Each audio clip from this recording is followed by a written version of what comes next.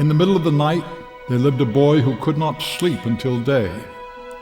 These are the words to a story in the making. As this boy continues to live at night, a man now in love, with failures, with triumphs, with 1,000 works of art from his thousands of hours in darkness.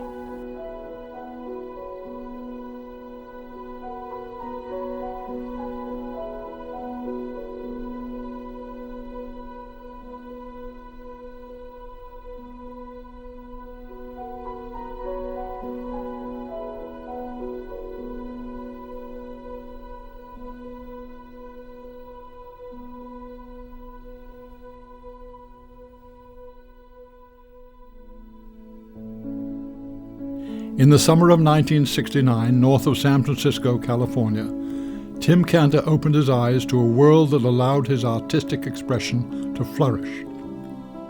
His mother, a musician, and father, a technical engineer, both understood that this gentle child was different from others. Tim did not want to play as often as other children did, and rarely did he speak. Instead, the 3-year-old sat down with a notepad and pencil, immersed in depicting the images that poured from his imagination. This was the way Tim found to express himself, through his art. Before long, Tim's art became a consuming passion to which he devoted every spare moment. Sheltered in his room, he created a sea of images after everyone else had gone to sleep.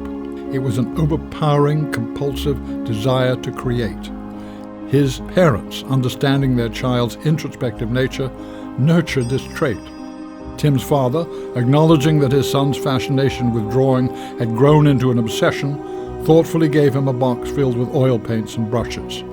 This box, however, was not an ordinary box of art supplies. It was a magic box complete with the oils and brushes that Tim's great-grandfather had used to paint throughout the world. It was a difficult decision to entrust a 5-year-old boy with something that had been lovingly preserved for nearly half a century. Tim Cantor's great-grandfather, an Englishman named Lloyd Whiffen, was a distinguished artist in his own right. Although Lloyd died long before Tim was born, he played a profound role in the young artist's life. Surrounded by his great-grandfather's oil paintings, Tim grew to know him through his artwork. The walls of Tim's childhood home were filled with the canvases created by Lloyd Whiffen. Mysterious images of shrouded figures, masked faces, ancient architecture, and consecrated shrines affected the child and carried on to inspire the artist. Tim wasted no time in opening the wooden box his father passed down to him, implicitly understanding the value these historical tools would add to his drawings. The first painting Tim Cantor created with his great-grandfather's art supplies was a tumultuous seascape. Tim only used muted blues and grays to portray a dark and moody sea. While the seascape appeared simplistic, when compared to his current paintings, it was quite advanced for a child in kindergarten who had never before used oils. The prodigious painting established a unique approach that contrasted light and dark elements within the same composition, a contrast that endures throughout the artist's life and work. When he was 9, Tim began to fill a tin box full of art supplies to carry with him to school. Once class began, the reclusive student would take out his oils and skillfully paint images that were technically and aesthetically far beyond his age. While his talent baffled his teachers, Tim's ability to shape unique images made him intriguing to his classmates. Even though he felt uneasy initiating conversation, he made friends with other students through the excitement that surrounded his art. As he transitioned from elementary school into high school, Tim was inevitably placed in the highest level art classes. Though he attended the classes, he was too stubborn to be taught technique. Rather, Tim felt his sole purpose was to find a quiet space where, in solitude, he could develop the images that haunted his imagination. One afternoon in the spring of 1985, while Tim was painting in class, a gallery owner came to view his work. He was astonished to discover someone so young already possessing such exceptional skill, knowledge, and vision. Perceiving the rarity of Tim's work, he immediately offered him an opportunity to present his paintings in a one-man show. Suddenly, the joy of creating art became something different. At 15 years old, with little warning, Tim was preparing for an event that required he enter into an environment that was both unfamiliar and intimidating.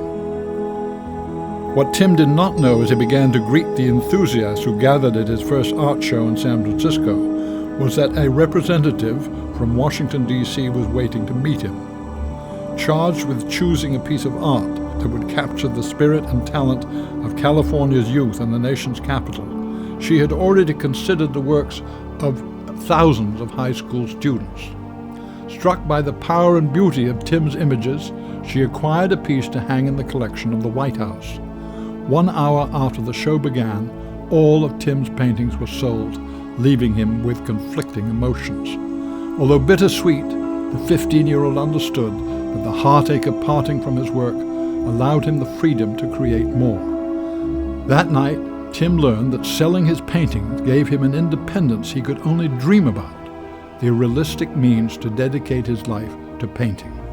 During this time, he received frequent invitations to show his art at galleries in San Francisco and throughout the west coast of the United States. Though all his efforts were aimed at becoming a self-reliant artist, Tim completed his classes and graduated from high school. Acknowledging his determination, Tim's teachers celebrated his artistic forte and made note of his every accomplishment. At an award ceremony, he was amazed to have won every art scholarship and grant presented to him.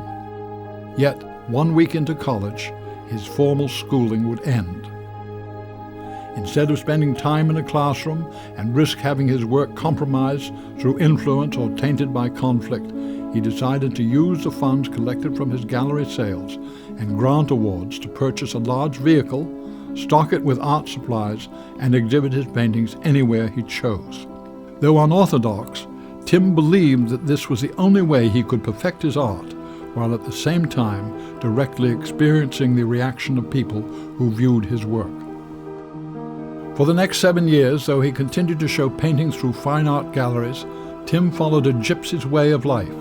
He would stop along California's coast Highway 1 and set up his easel. At other times, Tim entered various art festivals where crowds of over 300,000 people would see his art. While the gallery industry frowned on his lifestyle, Tim was determined to introduce his paintings to more people than galleries alone could reach. In those 7 years, millions of men, women, and children from all parts of the world passed through Tim Cantor's traveling exhibit. Yet, life on the road was not easy. Tim spent countless hours driving to various exhibitions, often spending each night in a different city. He was far from home, exceptionally shy, and often went to sleep distressed and alone.